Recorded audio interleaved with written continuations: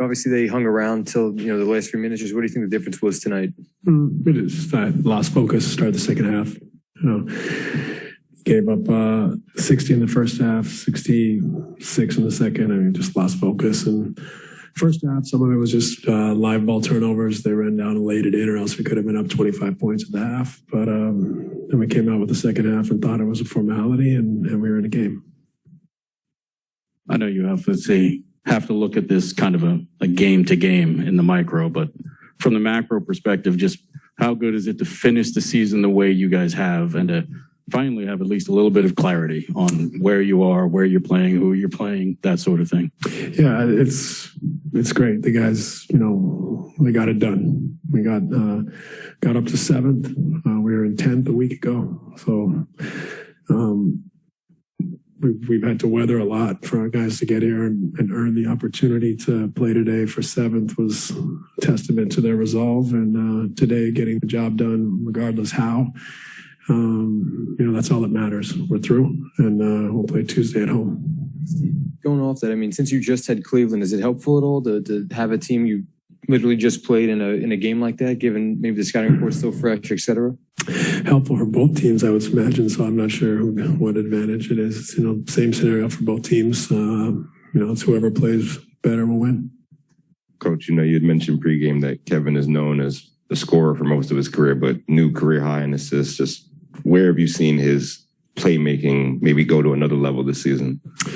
Well, I think he's been doubled a lot. I think the league has doubled more this year, out high than perhaps in previous years, it feels like. And we know he's a very capable playmaker and passer, and I think he's done a great job facilitating out of double teams. Steve, to follow up on Kevin, you played the game at the highest level. How rare is it for a player to shoot the way he did today and still have such an enormous impact on every other facet of the game?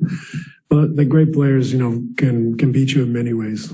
So Kevin can do it, obviously scoring at a historic level. He can do it with his playmaking, 16 assists. He can do it with his rebounding and defense. There's many ways that players can impact winning, and obviously Kevin does it in almost all categories at times. So that's a part, an ingredient of his greatness, is that he can impact the game in so many ways. It's not just scoring the ball. Just to clarify, we were asking about Ben before the game. Has he been able to do any running yet as he's doing his 1-on-0 work, cardio stuff? No, I wouldn't say he's done any conditioning, running. He's been doing some movement, but nothing full speed yet.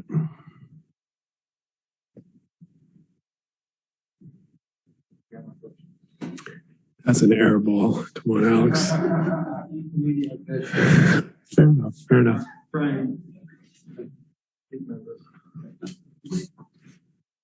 With Ben, he is on a treadmill, right? Like the Ultra G. I mean, do you consider that positive if that's the case? And yeah, I think he does Ultra G, which is obviously not full weight bearing. Would you think it's fair to hope that if he doesn't have any more setbacks and if the back continues to ease up, that you might be able to see him if you're fortunate enough to advance past the play, and might you see him in the first or even second round? Who knows? I mean, there's no timetable for his return right now. So, he's clearly got some markers to hit. He's not even going full speed on the court or unopposed. So, timetable is not set. We're just going to continue to coach and play as a group here, and Ben will continue to work hard at rehabbing, and whenever the time comes, we'll be grateful. Great. Thanks, guys.